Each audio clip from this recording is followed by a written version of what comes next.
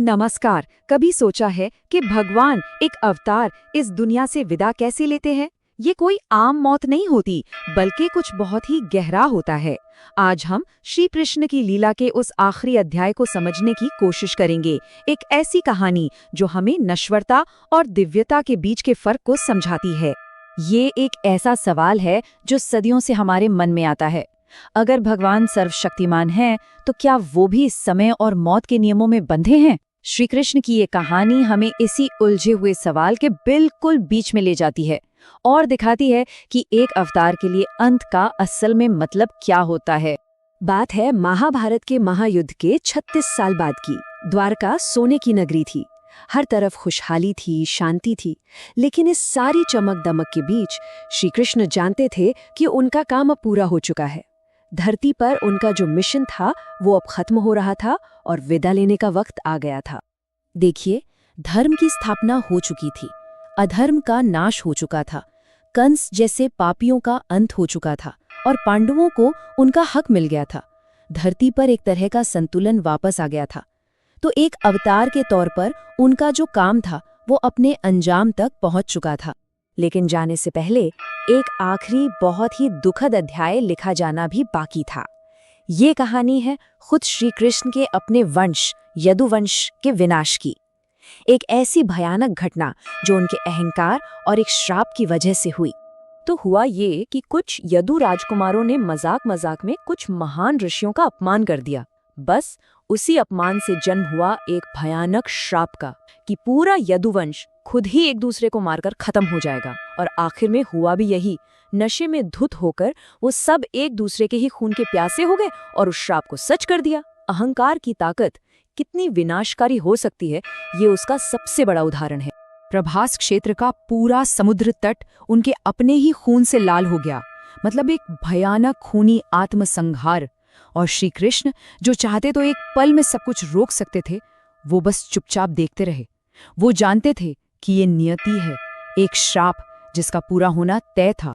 सोचिए, अपना पूरा वंश अपनी ही आंखों के सामने खत्म होते देख श्री कृष्ण अब बिल्कुल अकेले रह गए थे। अब वो मन की शांति के लिए जंगल की ओर निकल पड़े ताकि प्रकृति के बीच अपने आखिरी पल बिता सकें। एक तरफ वो भयानक हिंसा और दूसरी तरफ ये शांति। एक बड़े से पेड़ के नीचे लेटकर श्री कृष्ण ध्यान में चले गए। उनकी आंखें बंद थीं और वो जैसे पूरे ब्रह्मांड से एक हो रहे थे। ये इस दुनिया से विदा लेने की उनकी अपनी तैयारी थी। और ठीक उसी वक्त किस्मत ने या कहिए नियति ने अपना आखिरी दांव खेला। कहानी में एंट्री होती है एक शिकारी की, जिसका नाम था जरा। उसकी बस एक छोटी सी भूल, एक अनजाने में हुई गलती कृष्ण की इस लीला को समाप्त करने का जरिया बनने वाली थी। झाड़ियों के पीछे से जरा को एक चमक दिखाई दी। उसे लगा कि शायद किसी हिरण की आंख चमक रही है। उसने एक पल भी नहीं सोचा और अपना तीर चला दिया। उसे क्या पता था कि वो चमक श्री कृष्ण का पैर था और उसका वो तीर अब इतिहास बदलने वाला था। जब जरा को अपनी गलती का एहसास हुआ तो वो डर से कांपने लगा। लेकिन हैरानी की बात ये थी कि कृष्ण मुस्कुरा रहे थे। इसके बाद जो बातचीत हुई वो कोई आम बातचीत नहीं थी, बल्कि कर्म के एक बहुत गहरे राज का खुलासा था। ये घटना कोई हादसा नहीं थी, बल्कि एक पुराने कर्ज का हिसाब था। जरा सोचिए उस शिकारी की हालत। उसके तो होश ही उड़ गए जब उसे पता चला कि उसका तीर किसी और को नहीं बल्कि खुद भगवान को लगा है। वो फौरन उनके पैरों में गिर गया और अपने इस पाप के लिए माफी मांगने लगा। लेकिन कृष्ण ने उसे उठाया और बड़ी शांति से कहा, डरो मत, तुमने कोई पाप नहीं किया है। उनकी आवाज में दर्द नहीं, बस एक सुकून था। उन्होंने समझाया कि ये तो कर्म का चक्र था जो आज पूरा हो गया। और फिर कृष्ण ने खोला वो राज, वो गहरा कर्म का राज। उन्होंने बताया कि पिछले जन्म में जब वो राम के अवतार में थे, तब उन्होंने बाली को, जो अब जरा बनकर पैदा हुआ था, पेड़ के पीछे छिपकर मारा था।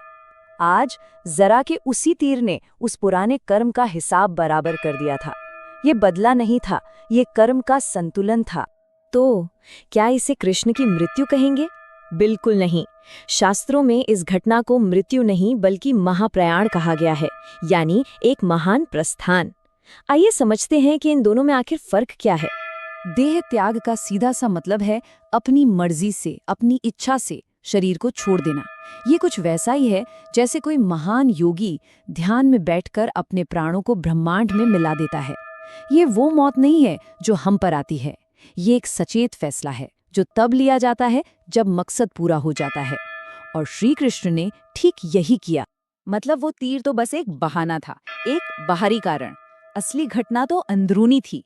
श्री कृष्ण ने अपनी इच्छा से अपनी जीवन शक्ति को वापस ब्रह्मांड में मिला दिया। तीर ने उन्हें मारा नहीं, तीर ने तो बस उनके जाने का इशारा दिया। तो इस पूरी कहानी से हमें क्या सीख मिलती है? पहली, कि अहंकार हमेशा विनाश की तरफ ले जाता है। दूसरी, कि कर्म का पहिया घूमता जरूर है और हर काम का फल कभी ना कभी मिलता ही है। हम माफी की ताकत को देखते हैं। और सबसे जरूरी बात, हम ये सीखते हैं कि भले ही अवतार अपना शरीर छोड़ देते हैं, उनकी लीला, उनका दिव्य खेल हमेशा चलता रहता है। तो चलिए आज आपको इसी सवाल के साथ छोड़े जाते हैं। अगर कृष्ण की लीला अनंत है, तो क्या उनका ये अंत वाकई में एक अंत था, या फिर ये किसी नई शुरुआत का आगाज था? इस पर विचार जरूर कीजिएगा।